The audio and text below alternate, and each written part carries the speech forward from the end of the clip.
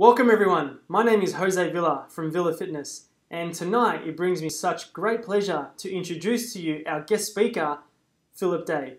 Now Phillip is a research author with over 14 books published worldwide. He is the founder of the Campaign of Truth in Medicine. He is an international speaker and featured in Food Matters, which is a film about exposing the truth behind our health and our food industry. So without further ado, please welcome Mr. Phillip Day. Thank you, Jose. It's great to be here. I got into this 30 years ago after experiencing some quite catastrophic problems with my own health, which I was able to sort out very easily just after a 15-minute chat with a friend of mine I'd been to school with who had become a nutritional doctor. And it shocked me how straightforward the information I was given was, but more to the point, why I had never heard this from an established medical doctor. I was hugely overweight at the time. I had been given an antidepressant for a hamstring injury I actually got playing squash, which took me about 2 years to come off that. So I had some problems in my late teens, early 20s, which got ironed out very straightforwardly. And I was looking around for something to do with my life, and I thought, this is an incredible subject. And haven't really looked back. It's a huge subject for people to look at, but obviously it can be broken down into all kinds of different categories. So yeah, this is what motivates me to get up in the morning. We have a circulation with our e-blasting now, which exceeds that of most national newspapers. Wow. So we're able to get this information out big time to huge numbers of people.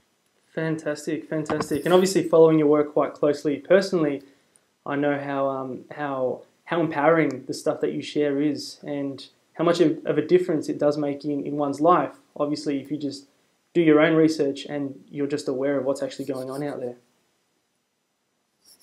Yeah, I think when people are able to look at very straightforward changes they can make, appreciating that this isn't something, if people have lost a particular control over a part of their life, it's less about clicking a switch and miraculously somehow having the whole thing coming together again. It's more about a process. And when you treat it as a process, making changes for the better, you won't fail because it's a process. You're bringing the good in over the bad. So even though you might mess up on a Monday, you've got Tuesday. If you mess up on a Tuesday, you've got Wednesday, and so on. Yeah, 100%.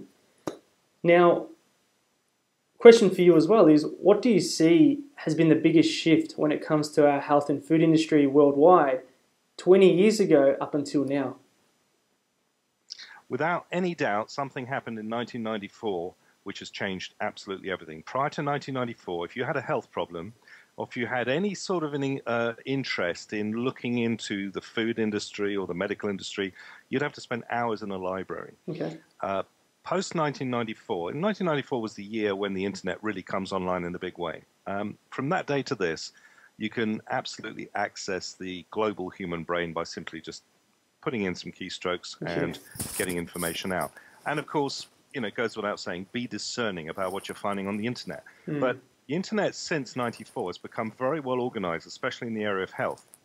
So we're plugged into maybe 4, 5, 6 dozen news wires that are coming through, both on the traditional medical side and also on the metabolic medical, or the so-called alternative side.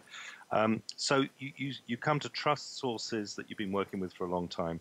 But now, I think the explosive result of that, of people being able to literally go to their computer and just, within 15 seconds, pull up some information to read on a whole raft of different subjects, this has caused the medical industry to lose its sovereignty. Right. Now doctors are getting people like you and I walking in there saying, well, doc, you told me this the other day, but I've just printed this off, and this doctor in Kentucky says this.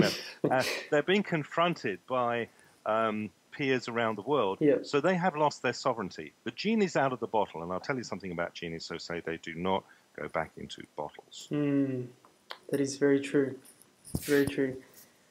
Now, I know there's 3 key foods that you speak of that are causing more harm to our health than what we think, which are wheat, cow's milk, and sugar.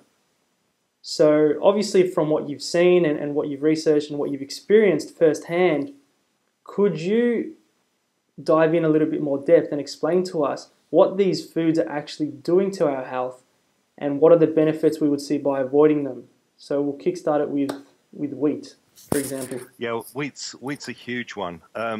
In all of these, there's a common denominator, and that's the prideful hand of man messing up what nature has provided in all her pristine glory. So Yeah. if you kind of come at the food subject from the standpoint that what nature has provided us, if we would just go out into our kitchen garden, grow it, and eat it, we'd be in a far better state than getting it off the shelves of some supermarket. Wheat's a classic parable of this. The original wheat was einkorn, E-I-N-K-O-R-N. Einkorn was the 14 chromosome wheat, which at some indeterminate point in the midst of time mated with wild goat grass. I think Hollywood missed an opportunity to make a movie out of that. But anyway, you've got two 14 chromosome wheats producing a natural hybridized 28 chromosome wheat known as Emmer wheat, E-M-M-E-R. Wow. Nothing wrong with it. Emmer wheat was the wheat of the Bible. This is the wheat that the Roman legions marched on. It's the wheat that the pharaohs farmed prolifically out of the Nile Valley. No problem at all. And that was the wheat that we have been eating right the way up until post-World War II, when we move into the 60s, and agrochemical centers like Rothamsted and others around the world began engaging in crude genetic manipulations of seeds to boost yield. And this is where it starts to come apart. The wheat that we're dealing with today, in fact, anybody who's, you guys grow a lot of wheat in Australia, so if you're Yes. looking around the wheat fields down there, you'll notice over a period of time, if you've paid attention, the height of the wheat has started to dramatically drop. Yep. So, you know, an Emmer wheat field would typically come up to a grown man just under his neckline. These days, modern semi-dwarf high-yield wheat barely clears your knee. Wow. And this thing has about 10 times more yield per acre than the original Emmer. So farmers like it because it makes money. Yep. The problem with it is it's got 50% gluten. It's got an opiate protein in it called gliadin that causes an addiction to wheat. The other big problem you've got with this wheat is a carb called amylopectin A, which breaks down into just a gush of sugar in the body. Okay. And that's before you start moving on to problems with glycation, the gluten ripping up the bowel, Yep. causing permeable breaches in the gut lining.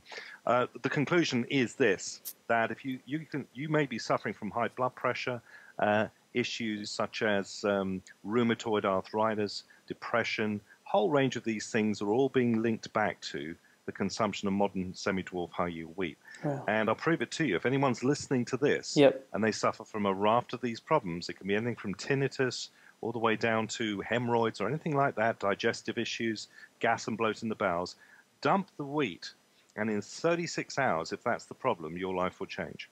Wow. It's that powerful, is it? Yeah, I mean, people say, okay, so if I can't have the wheat, you know, can I do the right? Oh, so you don't want the heroin, you want the methadone, Yeah. right? That's Now, well, you know, that's the addiction element of it. It's like, oh, please, what have I got to eat now? It's like, relax, sit down. yeah. If we have two acronyms, you can do. If you write down BROW, B-R-O-W, barley. That stands for barley, rye, oats, and wheat. Yep. And what I'm saying to people is, get rid of them for now. There's nothing intrinsically wrong with oats or rye. It's wheat that, you know, when we hear about people talking about grains, it's wheat. It's not triticale. It's not barley. It's wheat. Yep. But if you drop the brown grains out and you want to replace them with some sort of similar staple, the second acronym is FAMS, F for Freddy, A, M for Michael, S. That stands for flax, Yep. amaranth, millet, spelt, and you can tack two others on that, buckwheat and quinoa. Yes. These are all materials that work quite well, and they have, apart from spelt, have zero gluten in them. Lots of people are gluten sensitive, and this is hitting people that are not just typically in the celiac bracket. It's hitting everybody because of the prolific nature of wheat being in everything. I mean, it's just absolutely everywhere. Yeah, it's true. That's true.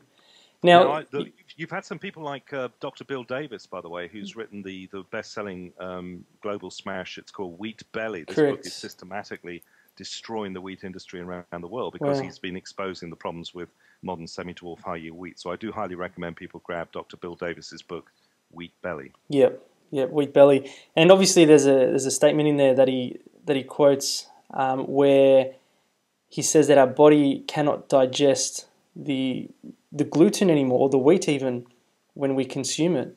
Would you agree with that? Yeah, I mean, people were having certain problems even prior to, the monstrous vampire wheat that we're dealing with today. Yep. Spelt, einkorn, emmer, these had low levels of gluten, which were causing a problem, but in a very small section of the population. It wasn't really until the late 60s, early 70s when we began growing the hybridized version in a big way that we suddenly started to see an explosion of autoimmune problems. Yeah. Gas and bloat, high blood pressure, that's a major one. I'll often get somebody contact me with rheumatoid arthritis in despair. What do I do? I said, wrong question. What should you stop doing? Yep. Drop the wheat. Yep. And if it's the wheat that's doing it, then it's like flicking a switch. In 36 hours, you're seeing all kinds of amazing results from that. Yep.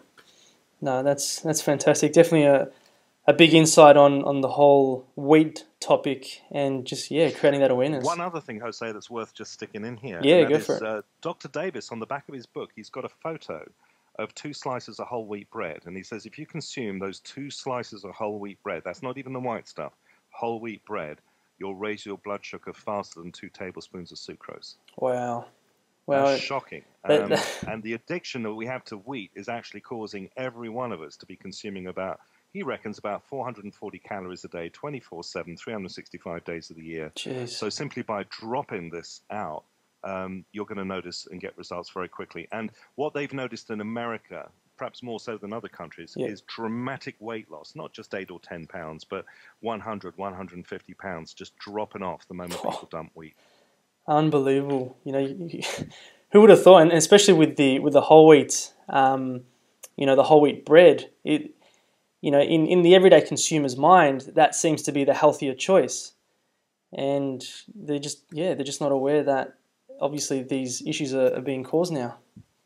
Well, what I find staggering, certainly about the wheat issue, is the fact that we've been sold this bill of goods that, well, white bread is really awful, but whole grain is so much better for you. And this all ties in with what happened in the late 70s when, due to the bogus research promulgated by Ansel Keys, do you remember they told us to stop eating fat? Well, 50 years later, we're now being told, oh, you can eat fat. Well, whoops. And not only that, of course, if they've got something like that wrong, right, that's a pretty basic thing to get wrong. What else have they got wrong? Now, as a researcher, that interests me quite deeply. Of course. And 14, 15 books later, having told people what they've got wrong, we're now faced with this. So people stopped eating fat in the 70s. And when they stopped eating fat, guess what happened? That triggered the obesity epidemic because everyone switched from fats, which was an energy source. We go back to our masters, right? Oh, master, you've told us to stop eating fat. What do we eat now? Well, eat your healthy whole grains. So we all start getting in among the breakfast cereals and the Kellogg's cornflakes and the shredded wheat and that muesli. I mean, you might as well take muesli and rub it on your hips and cut out the middleman. Because let's face it, that's where it's going to end up. That's exactly where it goes, doesn't it?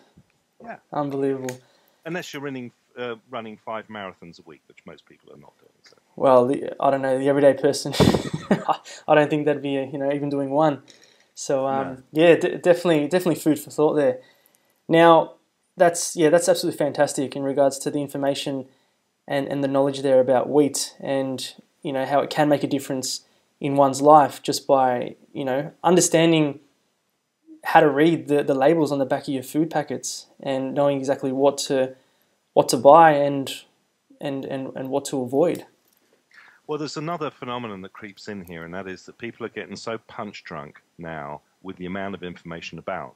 Media kind of takes advantage of this a little bit, so you'll see newspapers one day saying, oh, this is good for you, and then a few days later, oh, that's bad for you. And we see this all the time, and this engenders a kind of social insanity in the public mind because we don't know what to trust because one minute it's fine, next minute it's not. So this is why I'm encouraging people, look, do your own research. It's, we've been freewheeling and letting the powers that be get on with it. We've now got access to the global brain. There's a lot of great stuff on the internet. Go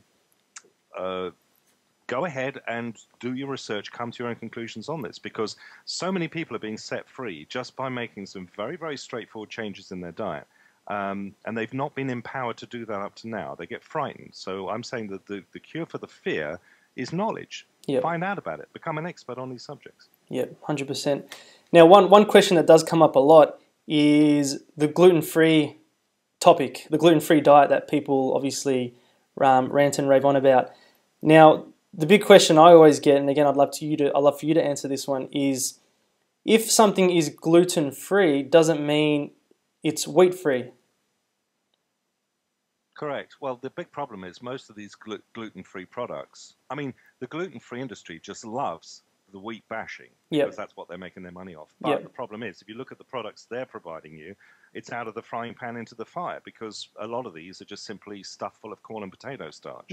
So you won't have the gluten in it, but you will have this slug of sugar going in, which starts to, the effect of putting high levels of sugar into a human creates an emotional state change, which becomes addictive. And that's why we tend to gravitate for mood changes towards those kind of high-calorie foods, because we do appreciate, if only on a subliminal level, that they're giving us a state change, an emotional state change of some sort. So I'm saying to people, look, it's an addiction you've got, pure and simple. It's like sugar. People say, well, if I'll give up sugar, can I have aspartame? It's like, well, once again, I don't want the heroin, I want the methadone. Yeah, exactly right. So, yeah, there's all sorts of problems being linked to these replacement foods. What you've got to go back to looking at is it grown by God, or is it grown by nature, or has man done it? And if it's man, there's normally problems. And you can pretty much draw a line down the center there. If it's coming out of the soil that you've grown, or you've got a farmer down the road, then that's worth looking at. Yeah, great advice there.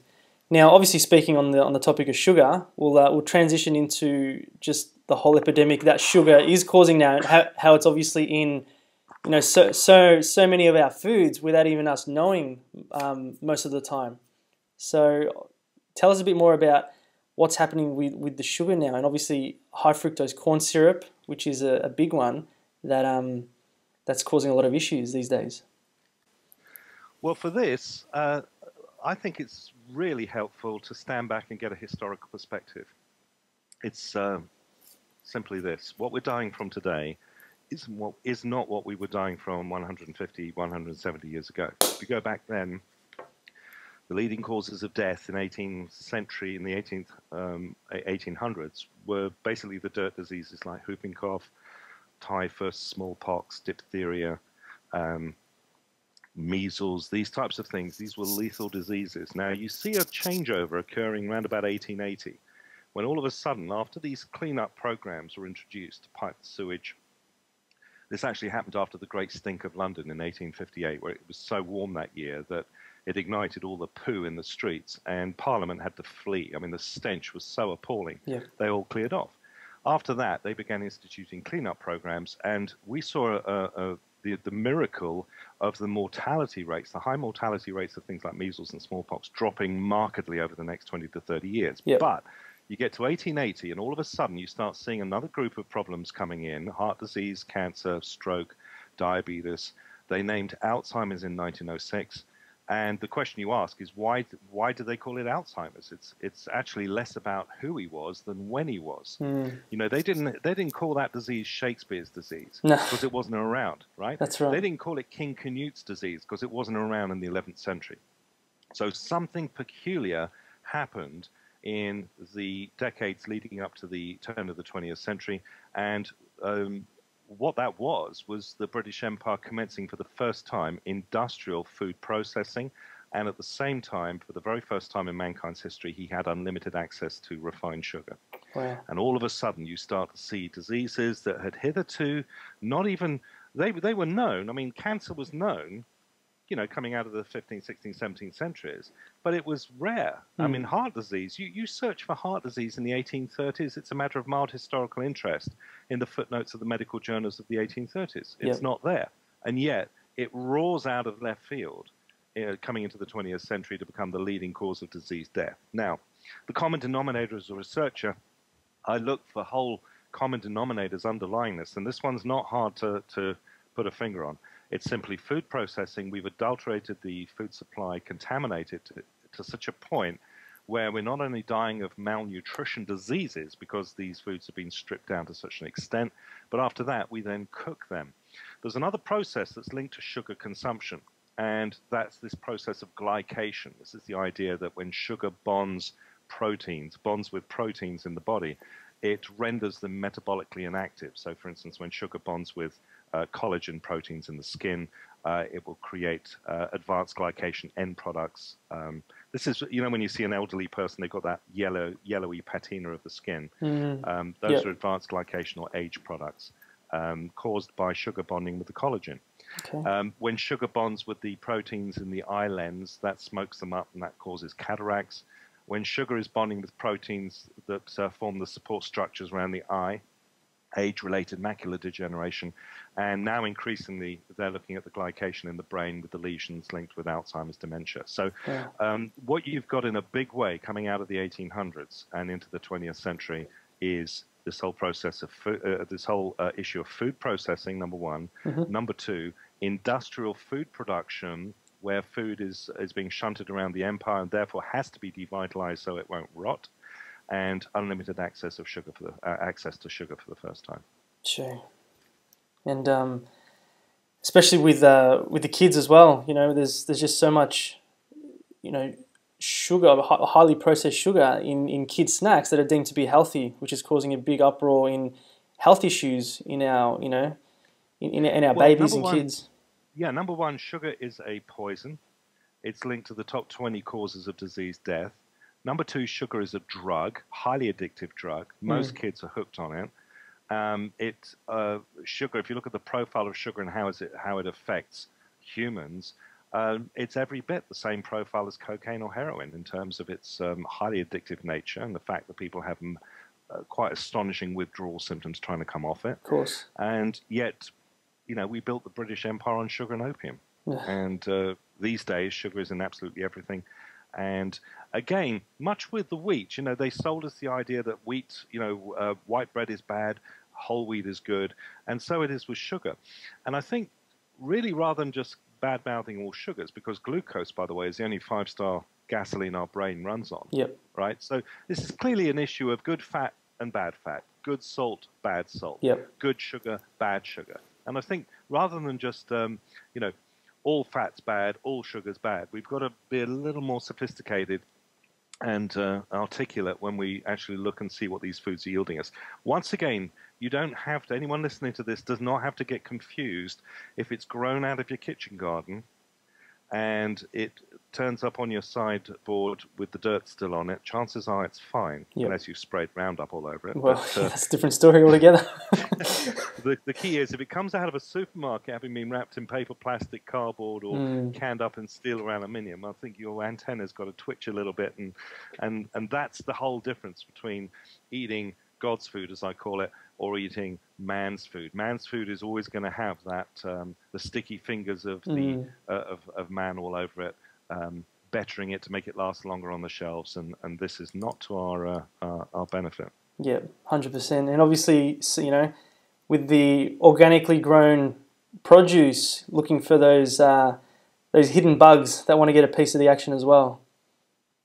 Yeah, I mean, it's becoming more complicated with the whole GMO thing coming in now. The fact that people are calling that they've made this whole classification of organic food much more elastic. In Britain, we are very fortunate to have an organization called the Soil Association. And we have 2 companies who deliver food nationally to your door that are Soil Association certified. These farms are franchised out, but they are rigorously policed by the Soil Association. Wow. These are good guys. They're not compromised in any way. So when stuff turns up in one of these boxes, it is what it is. That can't be said for America. That can't be said for a number of other countries. And I assume Australia is probably squarely in there as well. Yeah, correct. So people have really got to start. You know what I'm telling people to do? Find a local farmer who's growing organic food and buy him a BMW. I'm saying to all my audiences, let's find out who these farmers are, who are growing their stuff and selling it off the side of the road, Yeah. because that goes on a lot in Britain. So we've got all these, it's very common around Britain to come across a farm shop, and then you've got all of this organic produce in there. But the farmer's also got the local craft lady in there selling all her little bits and pieces. There's maybe a flower shop out the back.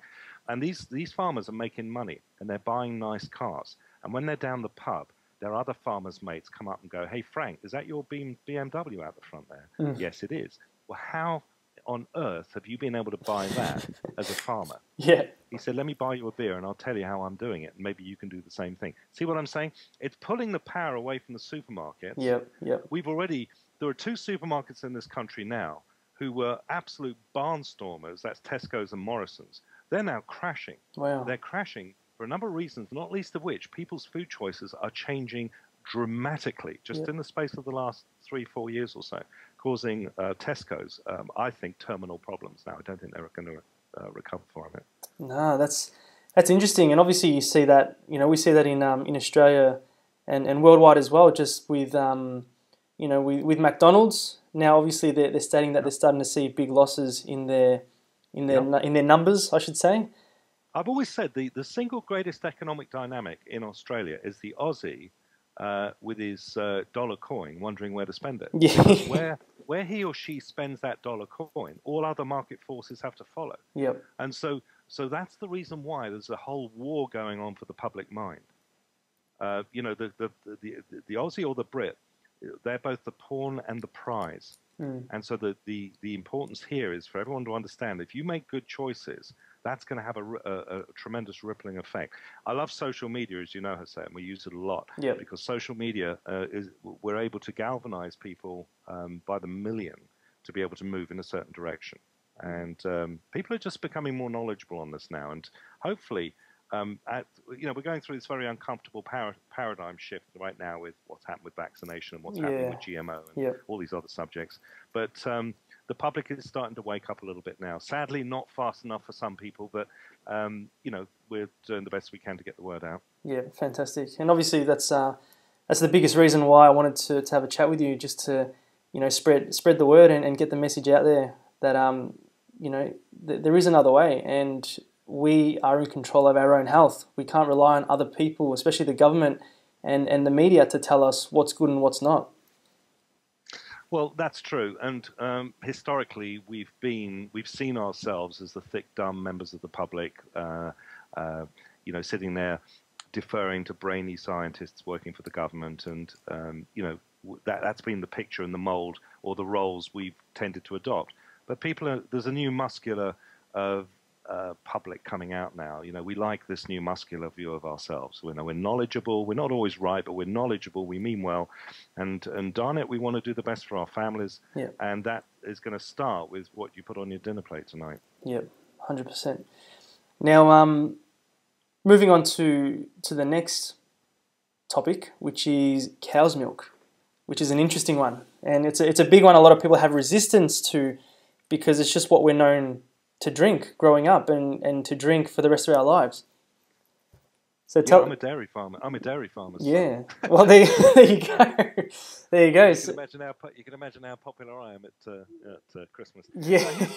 Here's the thing with cow's milk. There's nothing wrong with cow's milk. It's brilliant for building baby cows into big ones. Yes. Why, if you drink enough of the stuff, you will become a big cow. Well, that's makes sense if you step back and actually look at the bigger picture. Literally, it makes perfect sense. Here's the even bigger picture. There are 5,400 species of mammal on the planet, only one of which is insane. Let me guess. So would you like to tell me which one that is? I don't know. Could it be human beings? Yes. You see, we're the only creature on the earth to get weaned off our mother's milk, only to spend the rest of our lives stuck under the udders of a completely different species. Unbelievable. There's no other mammal that does that. And I was always curious about this. We arbitrarily picked the cow. I mean, why don't we drink cat's milk so we can become slyer? Why don't we drink rat's milk so we can, scratch up the furniture? Now, the reason I asked my uncle, he was a big dairy farmer. I said, Matthew, why do we milk cows? He said, well, they're easy to catch and they stand still when you milk them. Don't ask such bloody silly questions and walked off. Well, if you look, there's no other reason why we would drink cow's milk. And the fact is, the cow's milk comes with all of the, the proteins and the fats, required to build baby cows and the big ones. And the problem, it comes with this big pickup truck-sized protein called casein, Yes. which is incredibly fractious to the human immune system. And in fact, while we have millions of people who drink milk with no problems, we've got millions more who can't drink milk because it makes them ill. Yep. And this is before we start the processing of milk, which really does cause problems. And processed milk is now becoming increasingly linked to not only being a cancer-causing agent, but if somebody's got cancer and they're still on the dairy products, that's like chucking gasoline on an open fire. Yeah. And this has been brought out in a number of studies that we've since published and popularized. So the idea, people say, well, what about raw? You go back to the milk aficionados raw milk scenario. I was just about to ask you that. Raw milk's going to be that's going to be the least fractious. But the question I think you should be asking is, okay, so you drink milk. Why? What do you expect the milk to give you? Yep. That's an interesting question, because people will then say, oh, well, I want the calcium. Okay, where does the cow get the calcium from? Yeah, the grass. Obviously the grass. Okay, well, I'm not saying go eat grass. I'm saying go eat vegetables. And vegetables, especially of greens, are prolific sources of, and get this, fine calcium, not coarse calcium. Coarse calcium is pretty hard for humans to absorb. Our bodies absorb the fine calcium contained in grasses and seeds and nuts and veggies and legumes and the rest of it. So not all calcium's the same, number one. Yep. Number two, well, I drink milk because of the protein. Okay. Well, what's interesting about cow's protein is casein is incredibly fractious to the human immune system. And did you know, and this was something when I was doing the diet sheets for the bodybuilders in Muscle Beach, California. Okay. They had a real hard time logging onto this, what I'm about to say to you, because they wanted to eat the hind legs off 3 cows and half the Serengeti before noon. In other words, they believed to build muscle, they needed loads of protein, so they were gobbling down anything with a face or a mother, right? And the bottom line is, I said to them, well, raw spinach is 50% protein by calorie. Your lean sirloin is 42% protein by calorie, but only if you eat it raw. Ah. Right, if you cook it, nobody's eating raw sirloin, right? No, of course not. if you're cooking it, according to the Max Planck Institute, you've got to halve the protein yield in it. Wow. So you're down to 21% protein by calorie, right? Yep. And here's another thing. All these people, milk does a body good. Milk got a lot of bottle. All these sales, little sales clips that go out. People say, well, I want the protein. Fine. If you saw a mum breastfeeding her child in a shopping center, by the way, in Britain, we just take them out and shoot them if they do that. if you saw a mum doing that, would you, by any stretch of the imagination, believe for one moment that that kid is in danger of being protein deficient? Of course not. No. It's mum's milk, right? Correct. Okay, the next question is, okay, what percentage protein by calorie is mum's milk? And the answer is 5 to 6%. Okay. That puts it into perspective, because your average protein by calorie yield of vegetables isn't 5 or 6%. It's not even 10%. It's 29%. Wow. Right? Your average yield across the bean group is 22%. So vegetables are yielding high levels of protein by calorie for very little downside. That's not to say you can't eat meat. I'm not a vegetarian. The human body is we are omnivores. You can eat some meat. That brings us on to another issue, which I won't get into now, which is about, well, what percentage of, what is your plant to animal food ratio? That's quite a critical ratio, by the way. Yeah. Out of your total food intake, what percentage of that should be plants? My answer to that, based on my research, is about 60, 70%, maybe 80%. That would be good. Vegetarians and vegans will move obviously at 100%. Yep. That's fine too.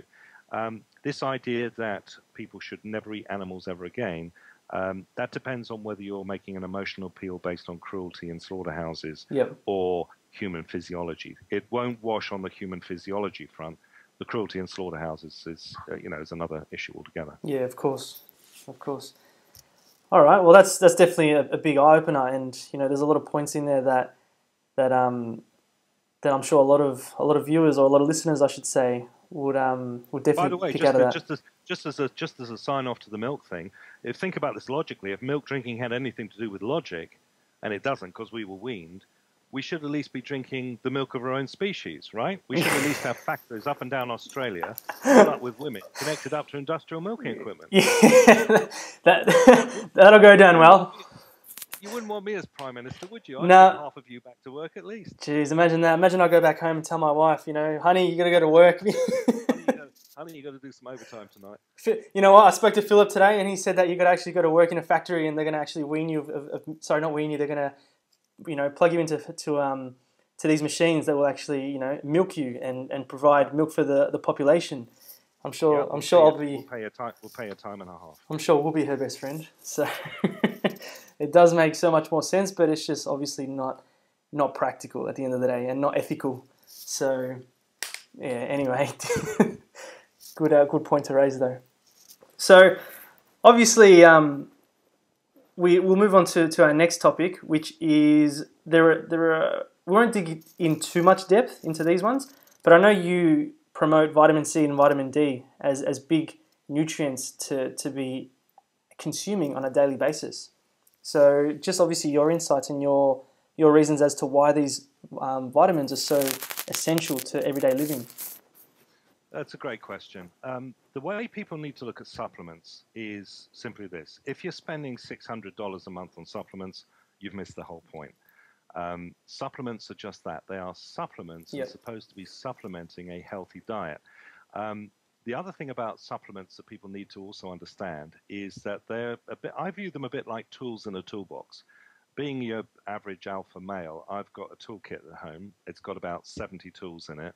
And if my wife says to me, Philip, the rabbit has just chewed the door off its hutch, I'm not going to use all 70 tools to fix the hutch, right? I'm just going to pick the 2 out or 3 out that I think are going to do the job. So this idea of, well, if I take enough of it, if a little is good, more must be much better, actually can burden the body and create problems if you're taking too many of these things. Okay. So when we look at some of the, if you were to say to me, okay, well, what do you consider to be perhaps the number one supplement? That's a difficult one, but there are a couple of very good contenders. The first one would be vitamin D. Yep. And vitamin D is a very interesting thing, especially in the context of Australia, because Australia is a country with more sun and is decent most of the time. Yep. So people have relaxed a little bit and believed that they are vitamin D replete simply because they live in a hot country. That doesn't wash at all. When I come down there, I'm finding an awful lot of Australians are vitamin D deficient. Vitamin D, the big deal about vitamin D is it underpins the proper workings of the immune system and cellular repair. It's absolutely vital for a range of processes. And if the vitamin D concentration in your body is not right, nothing else is going to work downstream of that. Vitamin D deficiency is linked to about 17 common types of cancer, rheumatoid arthritis, emotional states, the proper formation of skin, you name it, vitamin D is at the bottom of the pile there on a primal level in the cell. So making sure that we're vitamin D optimized is pretty important. The only way you're going to know for sure where you are on the D scale is by getting a very simple test done either by your GP or one of these testing centers that are cropping up around the world. These tests are not expensive. I would encourage everybody initially to try to get a vitamin D test done via their GP because it's going to be free for you. He'll have to pay for it. Which actually we've had a little bit of a backlash now where doctors are going, hang on, you don't need a vitamin D test. You live in Queensland, for goodness sake. Just go out and get some sun. That doesn't follow, because if you go out and get some sun, then you go have a shower, you're actually going to wash the vitamin D off the skin before it's had a chance to penetrate the skin, which takes about 36 hours.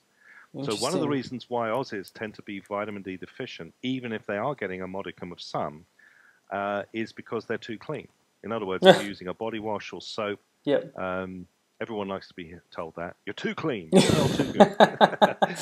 I mean, if you think about it, 150 years ago, my great-great-great-great-grandfather used to spend all day outside. He'd have one bath a month and live forever. So the issue would be the concentration of vitamin D. If you are listening to this, you've got high blood pressure, you've got an autoimmune problem, you've got cancer, you've got depression, you've got anything at all, the number one thing I always start people with is get the vitamin D right, because if the vitamin D is not right, as I said, nothing else works downstream of that.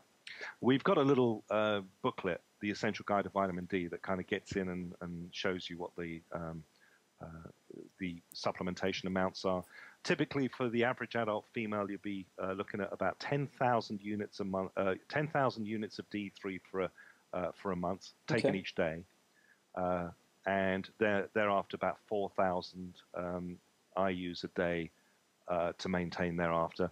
Fellas, adult fellas, would be looking at 15,000 units a day of D3 for a month, and then 5,000 units thereafter. This is a way of shifting your serum concentration up from the bottom end of the scale, where most people are who've never done anything about it, which would be probably under 50, up to 150. So if you were to test all the Bondi Beach lifeguards, they'd all come in at 150.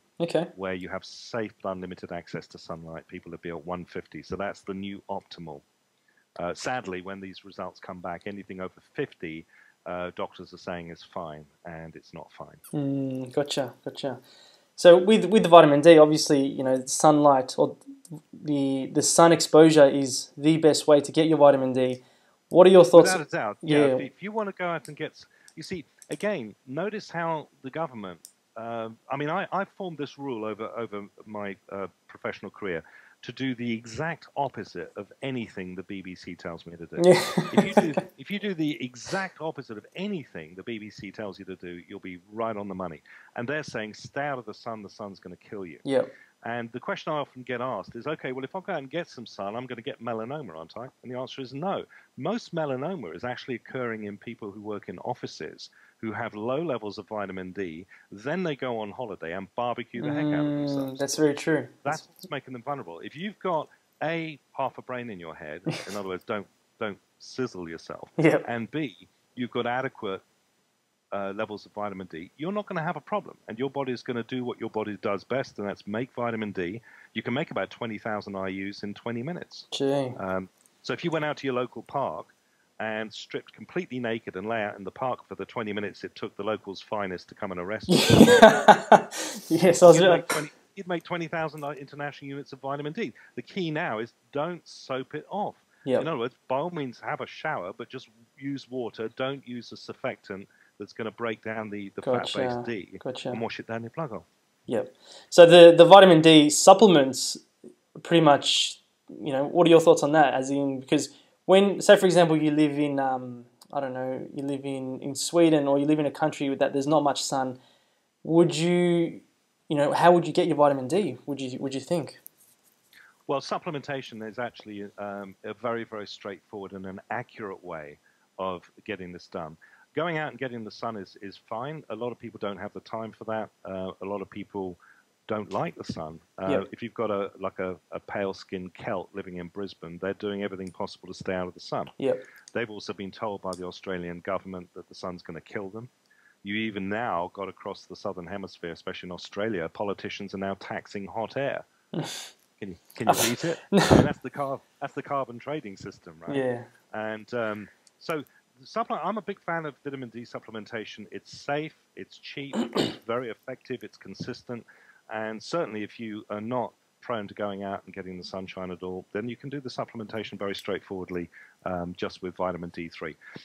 Vitamin D3, by the way, is a standardized supplement, and which means that one person's D3 is pretty much the same as another's. And ideally, it should go in with a proper diet, because it does require vitamin K to absorb. But again, lots of people get hung up on that. You know, if you're eating a half-decent diet, which includes animal products, you will be getting adequate levels of K. If you're vegan or you're a strict vegetarian, you probably want to get a D3 supplement with K2 in it. Gotcha. Okay. Fantastic. All right. Well, we're near the end of our interview, and I just have one more question to ask you. And I do thank you again for your time. So the big question is, where do you see our health and food industry heading in the next 10 years? That's a fantastic question. Where it's headed, where the health and food industry is heading in the next 10 years will totally depend on how the public changes its buying pattern.